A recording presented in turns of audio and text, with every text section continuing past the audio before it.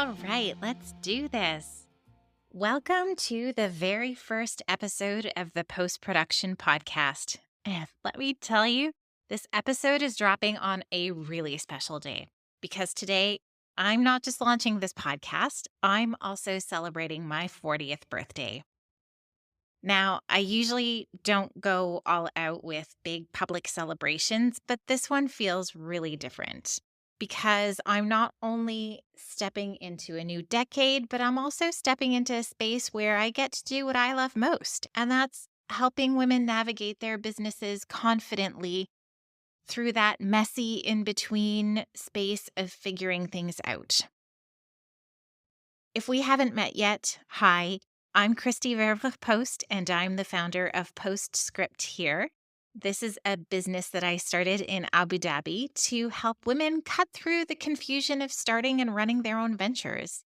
Before that, I spent almost 20 years in public service working in program management with the Government of Canada.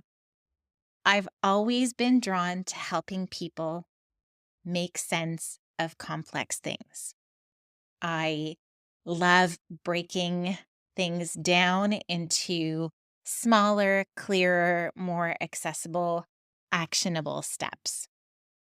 And that's what I did in the public service. And that's exactly what I want to do now. It doesn't matter if it's, helping entrepreneurs get their businesses off the ground or just helping them tackle the nitty gritty of like everyday entrepreneurship. This is what this podcast is about, too. I want the post production podcast to be where we take real conversations about business, about self doubt, about progress, about all kinds of different nuanced things that come with being a business owner and break them down into something that feels achievable, doable, and dare I say, exciting. So, if you're someone who's ever felt stuck or overwhelmed or unsure of what your next step is, you belong here. Grab a coffee or your favorite cup of something, take a deep breath, and let's dive in. I've always found the question of who am I and what do I do awkward because the answer is kind of ever changing, and it really has, changed so much over the years for me. Although, for almost 20 years I worked in program management with the Government of Canada, it was never always in the same role. And so my career started in, everyday administration, and then it rolled into health research funding where I got my feet wet in program management. And then I left that role and I went into the regulatory environment for a time and then back into like smaller project management. And eventually I left that role just very briefly in immigration, but I always kind of loved the idea of being in public health. So an opportunity came around for me to go back into that role, step back into that environment in chronic disease prevention. And I really, truly loved that role. And eventually I found myself right in the middle of the federal response to COVID-19. So all of that was intense. It was fast paced. It was high stakes work. And I really, truly loved it. For me, if I don't feel like I'm in the middle of an action movie, I get bored quite easily. So there was never a dull moment with this job. I mean, I was the go to person a lot for solving problems, creating systems, making things run smoothly, not just in my role on the federal response to the pandemic, but I mean, for a large part of maybe the 10 years before then, too. I managed huge projects, multi-million dollar programs, and sometimes I managed teams of people. I was really good at it and I really loved it, but I have to say that it was really, really exhausting. And So when my husband got a job offer in Abu Dhabi and we saw the chance to pack up and move, I, honest to goodness, felt relieved. For the first time in a really, really long time, I saw an opportunity to step away from the exhaustion. I started calling it my retirement. I thought to myself, this is great. I'll be a mom. I'll keep house. I'll volunteer at the kids' school, which was something that I absolutely loved to do back in Canada. And I thought that that would be enough. And for 6 months, when we arrived here and I was busy setting up house and getting the kids in school and kind of figuring out, daily life here in a new country, a new town, a new culture. It was enough. It was great actually because it kept me occupied, and then on the times when I had downtime, it was it was quite relaxing until it wasn't. Until I started to, feel all of those cobwebs start to form on my brain, and I started to feel a bit insignificant and like I had more to give. And to tell you the truth, I was starting to feel a bit depressed from feeling underused. I realized that I had gone from managing big projects and programs and then this big move, which is a huge project in itself, to standing in the grocery store for 20 minutes, staring at brands of peanut butter that I'd never heard of before, wondering which one ranked supreme. And so yeah, that's when the thoughts of, okay, now what? Like I'm over this. I can move on and do something else.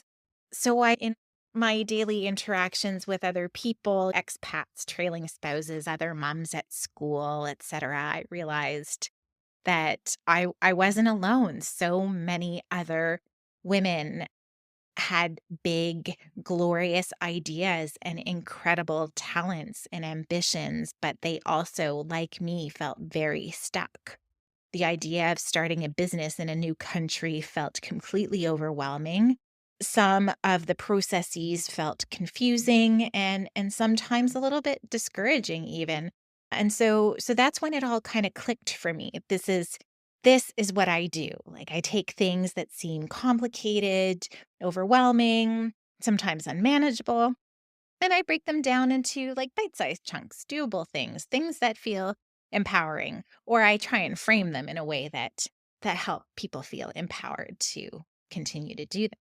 So that's how Postscript was born. It was really out of the desire to help women in Abu Dhabi navigate their entrepreneurship easily, confidently, and with a little bit less chaos, right? So I started out with little things like people would tell me, "Oh, I don't know how to add a calendar to my website." So I could help with that. That's something that, I found quite easy and fun to do, little projects. And then, people would come to me and say, "Oh, you started a business. That's so exciting. I'd really like to start a business too, but I really don't know how to, go through this, freelance application thing." So that was something that I had already been through and I found it quite easy. But coming from a bit of a government program background, you sort of know how to navigate these application systems and stuff. So for me, that was something that was really exciting. Like I could not only break things down into easier things, but I'm also,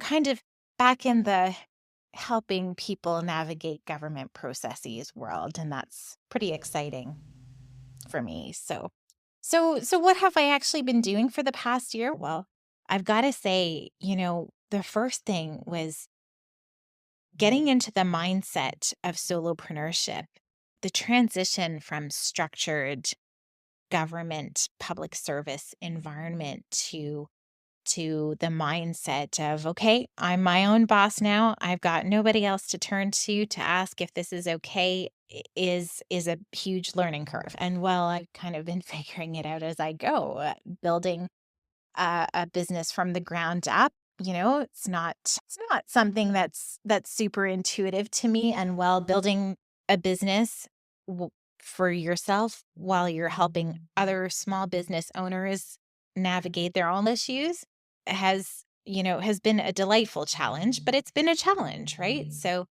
I'm still kind of easing myself into things, I'd say. Another thing that I have to say is really something that I've never had to do before is market myself. I mean, market myself in person, but also market myself online. Like you don't really do that when you work for the public service. And when you've worked for the public service for 20 years, that's kind of a whole different ball of wax that you're kind of stepping into, right? So, and then finally, the last thing that I've been working on was developing this podcast because I realized that the conversations that I was having in the real world, they needed a bigger platform. That all sounds really productive, right? But there have been lots of growing pains too. If I would say that anything was particularly growing painy, I would probably say that first refining my offerings was a huge stepping stone or a learning experience. I mean, when I first started Postscript, I thought that I knew exactly what I was offering. I had all of this experience and all of these hard and soft skills to bring to the table. And I knew my strengths, but it turns out that, knowing your strengths and turning them into actual business offerings are two very different things. So I tried a few things. Some worked, some didn't. Some felt aligned, and some also did not. But I learned pretty quickly that, focus doesn't really come from thinking, it comes from doing. And so, every conversation that I've had with clients, the experiences that I've had helping them, helped me kind of zero in on what I should actually be doing.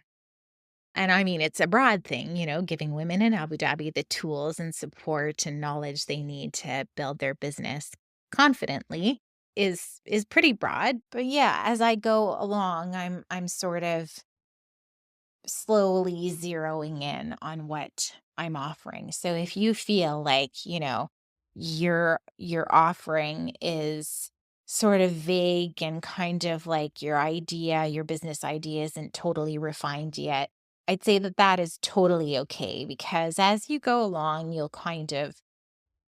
you will start to see that image of what you want to offer or what you want to focus on will become clearer and clearer, and you'll be able to really refine, your mission. You can start out with a vision, and then eventually your mission will become much clearer. Another thing that I struggled a lot with was my friend, Mr. Imposter syndrome. I don't know how many times I've thought to myself, especially while you're kind of making things real and visible, like when you're building your website or when you're, writing a caption for an Instagram post or even your Instagram post itself, where you're kind of telling people what you do or, giving people advice, even like you kind of sometimes, a lot of times, think, who am I to do this? Like, who am I to say this? Who am I to give this advice? Like, I'm not, I'm not a local expert, and I don't work for the government here. There are a lot of things that I don't know. That voice in my head had a lot to say. And some days I let it get to me, and some days I, honest to goodness, questioned everything. But, imposter syndrome, it doesn't disappear when you prove yourself. It really it disappears when you decide to stop listening to it. I had to constantly remind myself of the truth. Like, I do know things. I do know how government works. I do know how policies are written and how, what it actually takes to build programs that support people. I do know how to navigate complex systems and solve problems and make sense of things that feel impossible to figure out. I do have valuable experience. Most importantly, though, I care. I care about making things easier and clearer and a lot more accessible to women who want to get themselves sorted out. And so that's why I'm doing this podcast. This podcast is about motivating you to do just that. I want to have these conversations out loud. I want to have conversations about those messy, uncomfortable times, those, what the heck am I doing moments that are part of starting something new. I want to talk about it. If there's one thing that I want you to take away from this episode, it's definitely this. It's that you do not need to have it all figured out right away. Like I said, when I started this, did I have a refined idea of what my offerings were? No, I did not. So I just want to let you know that all you need is to just take that next step, put one foot in front of the other. I know people say this all the time, and it sounds like one of those kind of like vague inspirational quotes that people slap on a Pinterest board. And, I used to roll my eyes at advice like this too, because when you're standing at the starting line, kind of staring down the road that feels long, uncertain, and full of, oh my word, failure, it's super easy to think, well, that's great for them, but they don't know what it's like to be in my shoes. It's true. I do not know what it's like to be in your shoes, but I kind of do. I know what it's like to second guess everything, to sit down and ask yourself, am I really qualified to do this? Is this even a good idea? What if I fail? What if people judge me? What if this just flops? And that it's totally human to do that. But at the end of the day, it's also just kind of excuses kind of creeping up and getting in your way. I also know what it's like to feel like everyone around you has their junk together while you're kind of floundering. Every person that I know that has ever built something worthwhile, whether it's a business or a career or passion project or, a new life for themselves, they started exactly where you are, feeling stuck, feeling unsure, feeling like it's maybe not for them. But the difference between the ones who make things happen and the ones who stay stuck in that place is that they decide to do it anyway. Not because they weren't scared, not because they had all of the answers, but because at some point they realized that they were just excuses and they stopped waiting to feel ready and they just started. And I don't just say this as some fluffy kind of feel good advice. I say it because I've lived it.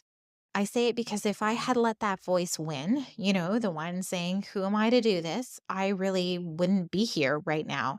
Postscript wouldn't exist. This podcast would not exist. The hardest part was deciding to start. And if you ever need a reminder or a nudge or someone to tell you that, yeah, you can do this, then, just reach out to my WhatsApp number. They're in my link in bio on my Instagram. And I will be your cheerleader. I'm super happy to do that all the time. People who know me, they know they never have to hesitate to reach out to me. And that's what this podcast is here for as well. To do just that, to be the champion in your ear saying, go for it, go for it, go for it. And I'm not a rah, rah, rah kind of person, although I kind of am. I'm not a cheesy rah, rah, rah person. There you go. I'll put that there.